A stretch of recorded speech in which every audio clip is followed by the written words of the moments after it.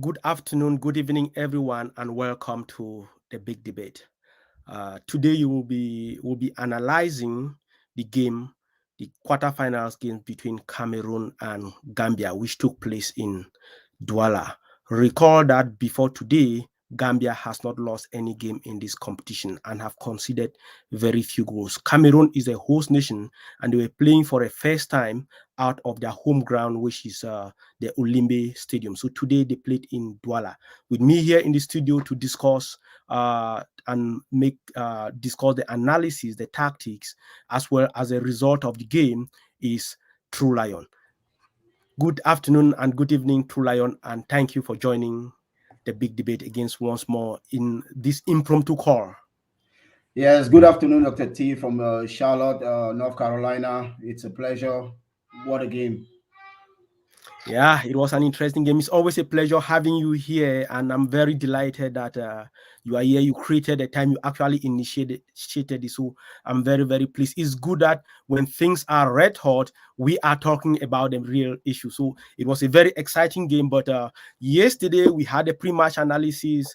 You guys and Bechem had their predictions. But before we even go to the predictions and the eventual result of the game, so the first thing we should start with is with the tactics. So this is how Cameroon started the game. So remember, I told you guys yesterday, and I'm going to be very, very proud of myself to say that. Like I told you guys yesterday that Cameroon has played before today. They played 4 games, and each game they changed the coach played with different tactics. So today again, he made a change there in the midfield. He brought in as an additional midfielder in the place of Eric Maxim Choupo-Moting. So what do you think the manager was thinking? And what do you think, did he achieve his eventual goal? Yeah, I think the tactics was actually the same, but it was just executed perfectly this time around.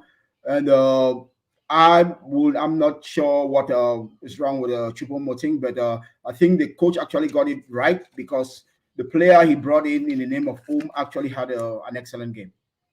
Great, fantastic.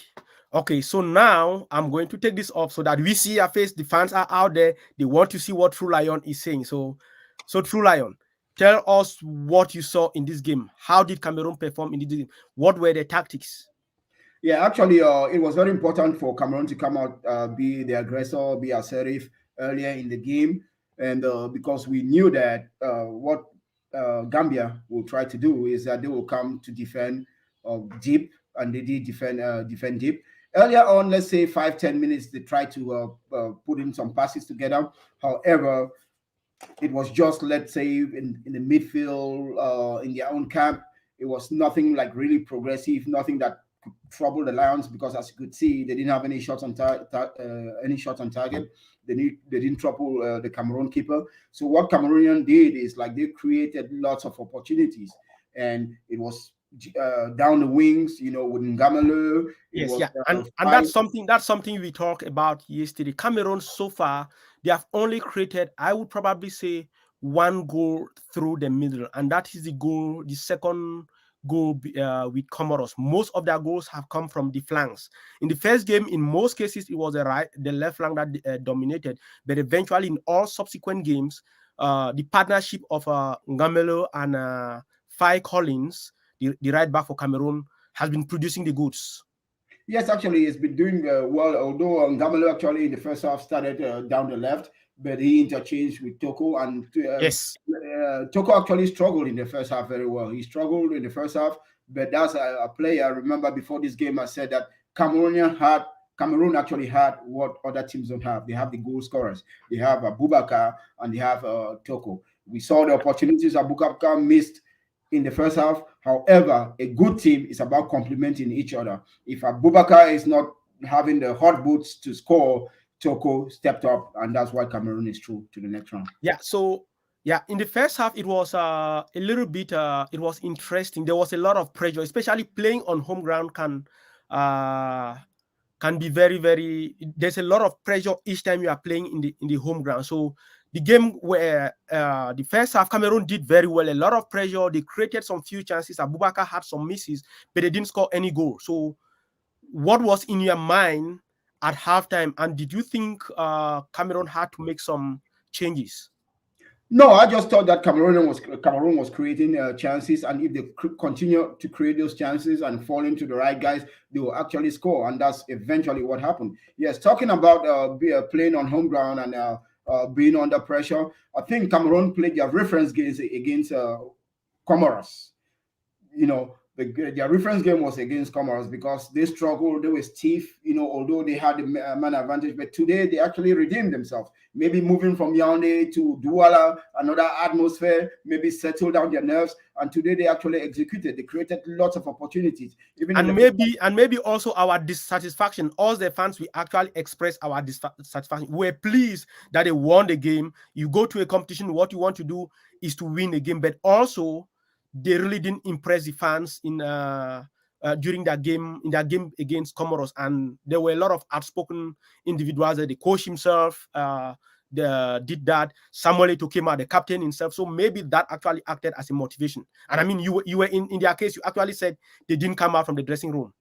No, as an analyst, I'll give it to you as it is. If a team plays well, I will actually outline what they did well. If they did not, then I'll outline that as well. However, today I will say it's one of their best games. However, Gambia did not show up because their best player, Barrow was missing. He was one of the worst players. He probably had like 2 touches, and when he had those 2 touches, he was surrounded by a Cameroon midfielder. So before we go to the second half, so you tell me how did in that midfield, because he was a guy who came in to replace Choupo-Moting.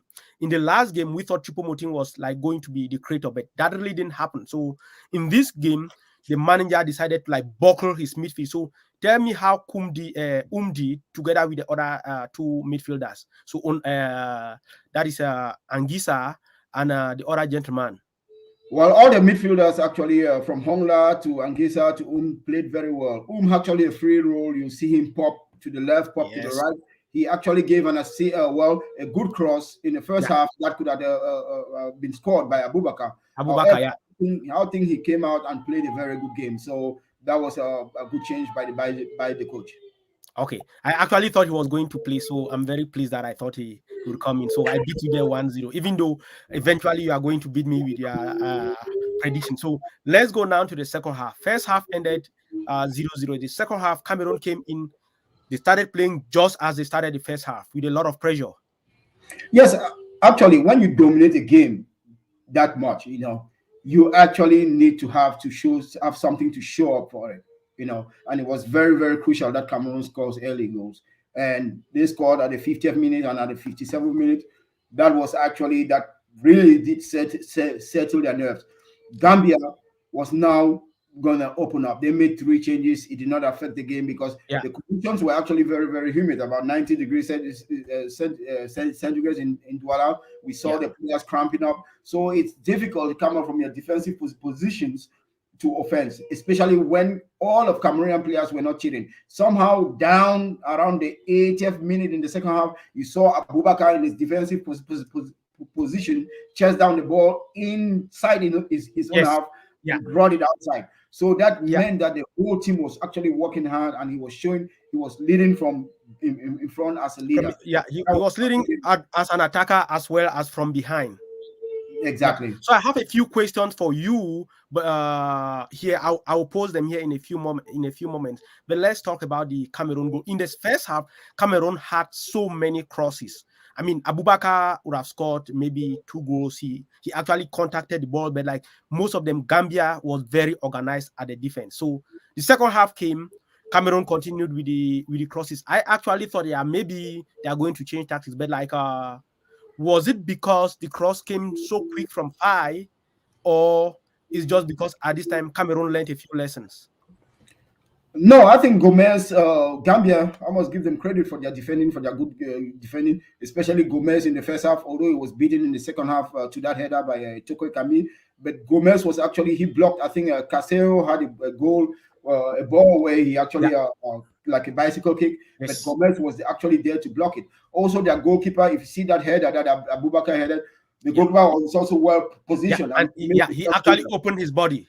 Exactly. So it was a difficult header for Abubakar to maybe try to hit it on both sides of the goalkeeper. I actually created Gambia for good defending in the first half. Okay, great. And eventually, it had to happen. It had to be either this guy or this other guy. Well, as I said, it's a team effort, you know. And if you see the first goal that Cameroon scored, there was no pressure on the ball. It came in from the throw in. Ngamale threw the ball over to Fai. No one actually pressured Fai, and Yeah. Fai, because they were actually scared because Cameroon was picking them apart, you know, with passes. So Fai actually, there were two players in the 18 meter box, and Yeah. he actually picked in Toko Ikambi, and he was very good with his header. He put it exactly where the goalkeeper could not Yeah. actually Yeah. catch it. And he's good too. He's one of those players who is very, very good with the head. In the first half, it was very unfortunate that none of those crosses came to him. They went to Abubakar. Of course, he scored with goal, but I think that's my own personal opinion. I think Toko is better with the head than Abubakar. In the first half, he was a little bit unlucky. So I have this question from someone viewing out there. I'm not going to ask the question. I'm going to pose the question here so that you read it yourself and answer the question. Is Cameroon capable of beating Egypt? Have they been tested enough to have to what? Or have they had an easy pass? Enough easy parts. Yeah. Oh, well, I wouldn't say is they have had an easy path. However, what I'll say is that Gambia did not show up today. So I'd like to see Cameroon maybe play a team like Morocco, because I think I don't think Egypt is as a tough a team as Morocco. But I would like to see them play a team like Morocco where they will basically come also and attack you, because Gambia did not actually show up today. But I actually think yeah, so I'll try to answer that question as well from Mr. I don't think Cameroon have had an easy path. I actually think like there has been no easy team in this competition. Everyone has come there. Teams have actually defended robustly and created opportunities. Of course, like Gambia came today is the first time in the competition. So I mean, if you ask, they have overachieved, but we should know that in 1996, it was South Africa's first showing and eventually won the competition. Of course, this is a different scenario because it was on home ground. So another question for you, True Lion, before we go we talk about the second goal. So this is another question because we've was mentioned Barrow's, this player, was Barrow's bad game due to a the bad tactical preparation from Cameroon. Cameroonians? I think it was not a bad day. It's just that when you have, because I talked about this before the game. I said for Cameroon to win this game, they have to keep Barrow silent, because for me that's the only player that can create a difference in the Gambia. And there's One, something that you mentioned yesterday as well, that for Cameroon to play very well, because Cameroon have considered the Cameroon back line has to play very well. You mentioned about this big guy Ngade. oh yes, But, Ngado and but today Castel. his partnership with Castle, I think Ngade practically, I mean, like we've given him a stick in the past 4 games, but he probably didn't put any foot wrong today. Yeah, I mean, Gada and Castellino, actually, the whole team actually defended very, very well. But what was actually visible today is their lining behind. They didn't let, because what Gambia was trying to do was trying to play on the back of the defenders. So their Yes. lining was actually good, and they caught Gambia offside, I think, 3 or 4 times in the first half, and that Yeah. demoralized them. However, let me actually talk about the Barrow. Barrow was actually, Cameroon did some good zonal marking, anytime Barrow was on the ball, there were actually 2-3 players around him. So they were defending very deep. So tactically, the way Gambia played, it was a disadvantage to Barrow. Yeah, and it's something that you said yesterday about zonal defending, because when you said like Barrow has to be marked, the other guest yesterday mentioned that you can't man mark, but you said no, it doesn't matter how they defend, whether it's man marking or zonal, but you prefer zonal, so that way, if he's in this position, you have these other players with him. If he moves to a different position, the other Yeah. players should be, and they did that effectively today. Yes, and Dr. T, this is how it works. The field is actually divided into different zones in different portions, and everybody knows where their responsibility starts and ends. When you play like when You synchronize your play, yeah. exactly, when the team is in sync, they actually play better, and you saw that today with Cameroon. I want to congratulate Anguissa, because I've actually given him lots of stick today. He actually played very well. Hongla had Yes. an assist. If you see that it's an assist, he put the ball exactly where only We are actually going to talk about that second goal. We haven't talked about the second goal yet, so we are going to talk about it, because this is a player that you and I have chatted a little bit in the background. We haven't spoken in public about his performances in the past game, but you have not been very impressed. But like before we came today, you had text me that you were very, very impressed with his performances. Oh yes, actually, he actually played very well today. And sometimes it's just about understanding the tactics, right?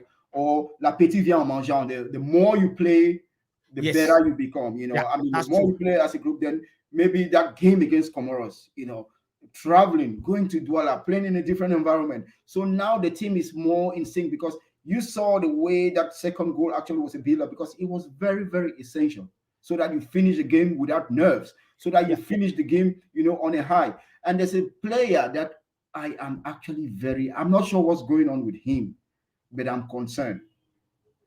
who is The that? late, I'm talking about Njie because I just remember Cameroon should have scored a third goal. No, no, we'll talk about Nje. Let's talk about the second goal. I think I saw that too, and I was not very impressed as well. So I was watching the game, and I knew that I'm going to talk to you a few minutes. And there is, later after game, there's something that they always talk about football organization. You have to be organized at all times. So Cameroon scored the second goal. It was a killer goal. It was a good goal from Cameroon perspective, but it came when Gambia made 3 substitutes. They just Yes, made a substitute, and 3 guys came in. So did that goal come as a result of disorganization? So the guys just got in, they weren't organized, they throw in, boom. yes, and it's actually awareness, right? Yes. Because the Cameroonian team was aware, and then Hongla, he created that goal. If you Yeah. see the run that he made, and took Gamelu. It was Toro, Gamelu. it Yeah. was no that Ngamelu that gave him the ball. Yes. Yeah. So Ngamelu saw that run, and what actually Hongla did is that Hongla had the player to his On his back. shoulder. Yes. Yeah, Yeah. so he actually leaned a little bit on him to give himself the space to Yeah. run. So Ngamelu actually played the ball. Then he saw Toko Ekambi on the second pole, and he placed the ball exactly where Toko could score. So that was a perfectly rehearsed goal. And tell me about the goal, how Toko took it. So we've seen strikers kick the ball on the ground, and in most cases, when goalkeepers in those cases, they try to dive in the ground. I mean, they just drive recklessly, just trying to dive to the pole. No, But I like mean the it way was he placed the ball.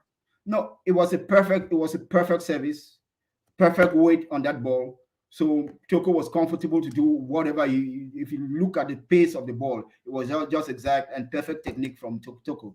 Excellent goal, brilliant goal.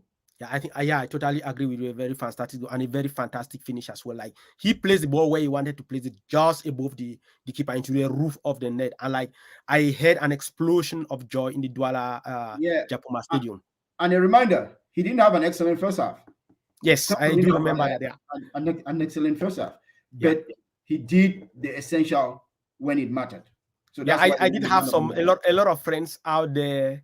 I mean, like, and including me, I probably thought like he's not going to finish that game, but like his 2 goals practically changed my view, and I believe the views of most of the spectators and fans out there.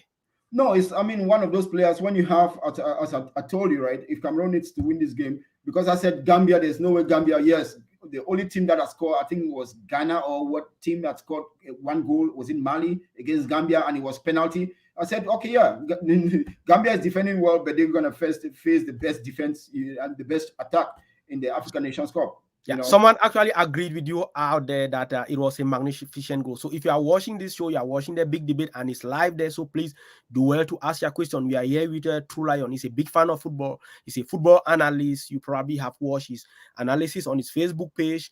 And sometimes he also writes poems.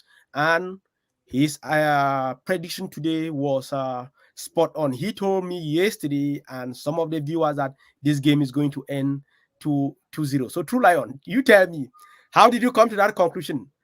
Well, I think to be honest, I was led by Metro Bechem. He said 2-0. And when I thought about it, when he first said 2-0 for his prediction, I thought about it. I'm like, there's no way Gambia is gonna score in this game. And if Cameroon takes their opportunities, Cameroon is gonna win because I knew Abubakar, Toko, they both have now 11 goals. So for me, Yes. sometimes That's quite impressive. And they've been the 2 guys who have been scoring the goals for in the Cameroon team. yes, and as I've earlier said it, when you have two strikers that have 11 goals in a tournament. Just keep feeding them, feed the beast. because they can concede. We've given the Cameroonian defense a lot of stick today. They impress, but there's something that you've always said that like your defense may be bad, but if you score the goals, you can win. Oh yes, I mean, don't get me wrong, right? The reason why Cameroon's defense has been bad is not only because the players have been maybe a little bit naive, but when you work hard as Cameroon worked hard today, Yeah, they you did. saw Yeah, them they did that and you today. saw Gamalo cramping. When you Yes, work hard as you work out today, and everybody is in sync, and tactically you are sound, you're gonna play. Now this is a reference game. If Cameroon plays anything, I'm not saying that they're gonna win it all. If no, Cameroon plays anything below these standards, then there's gonna be some issues because now you have another reference game. You yes. know your strengths, you know what you can do. If you can play together like that, then it's gonna be difficult to beat Cameroon. Yeah, I think like the coach has been making some changes in the midfield. He's probably been looking for his best set of midfielders. So we know that the first game it was uh Angisa has been ever present. He played the great guy who came today, and Kunde Malong. And then the next game he played with Hongla and Chupo Moting. The next game he played again with Malong. But today he probably brought he just brought he only made a single change in the midfield. And it seems as if, I mean, from what I observe, I don't know if that's the case with you, they probably played better today. Well, I will not throw all roses to Cameroon, because as I said, Gambia did not show up offensively. They defended too deep. And you, as a team without much experience, when you defend too deep, you give too much respect because the coach said that they were not scared. Before the interview, he said they were not scared of Cameroon. Cameroon is the one under pressure. But his tactics today actually failed him bigly. Let me say it as Donald Trump would say, bigly. It Yes, yeah, failed him yeah, bigly because his team had no punch. They played 190 minutes without a shot on target. Am I yeah. right? And the keeper didn't make a save. Exactly. That's bad. That's bad. But I think like after the like I'll give them a little bit of credit. After the second goal that Cameroon scored and towards the death of the game around the post 75 minutes, I think they probably had a few touches in the Cameroon half. No, that's not good enough.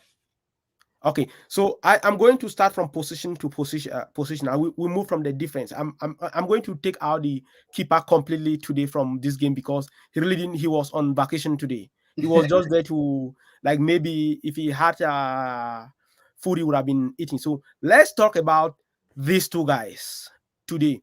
Cameroon has conceded in all of their last four games. Every Cameroonian, every Cameroon fan has been very concerned about the fans.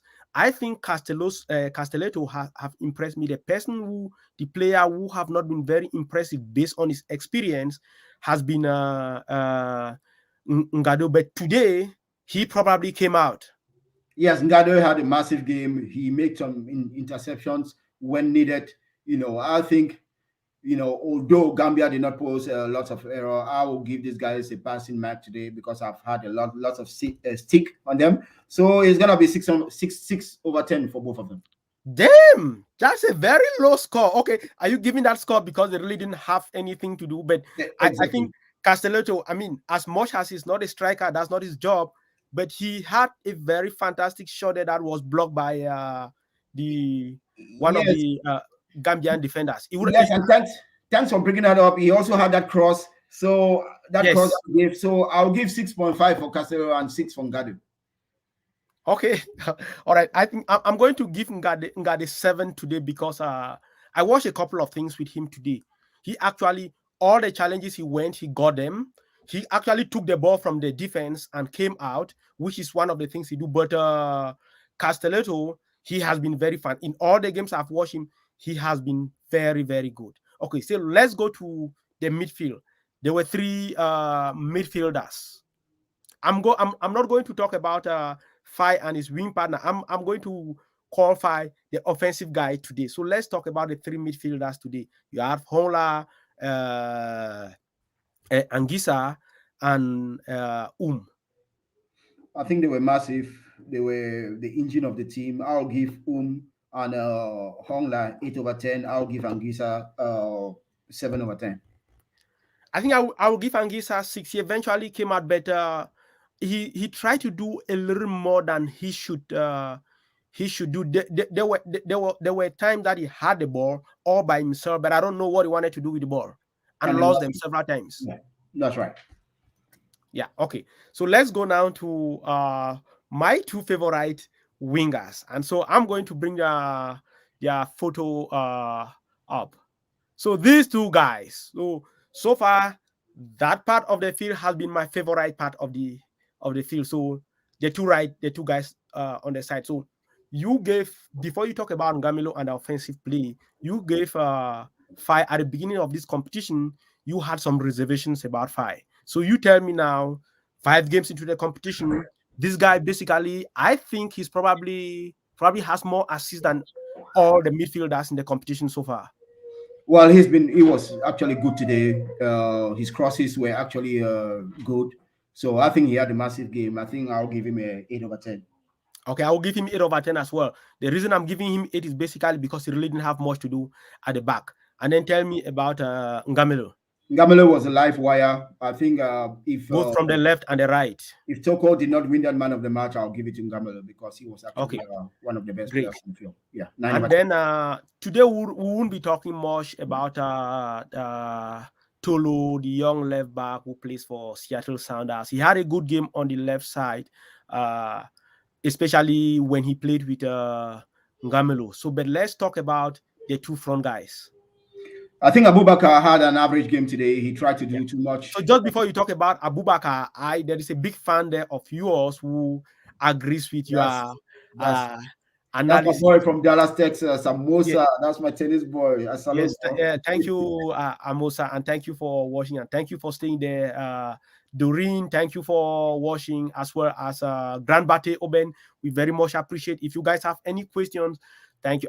And Ephraim GK. So I know even if no one is watching, you are always here. So thank you so much for always being here. We very much appreciate all your support. Okay, so let's talk about the offensively, the two top guys. So I am going to see if I can find so this guy first. Toko, he actually had a mediocre first half. There were opportunities where Cameroon was having a counter attack, and then he would actually give a back pass, and that slowed everything down. However, let's not forget this is a striker. What he Yes. does best is putting the ball in the back into the back of the net, and he had two opportunities early on in that first half, and he actually capitalized on them, and that's why he's standing there with that man of the match award. Okay, great. I think also so don't get for everyone watching, this is the man of the man award he got during the second game. So this is a photo I took from the second game. I don't know who is the man of the match today. Oh no, Hopefully, he did. oh, he oh, great. So, Yeah, well, he yeah, did. I got it then. Fantastic. Yeah, I can't do the work you are doing because yeah, I'm coordinating a couple of things out there. So I have a question for you here from someone. Let me just get it before we talk about Abubakar. So this is okay. So here you go. This is the question. What's your assessment of the first half? What did not work?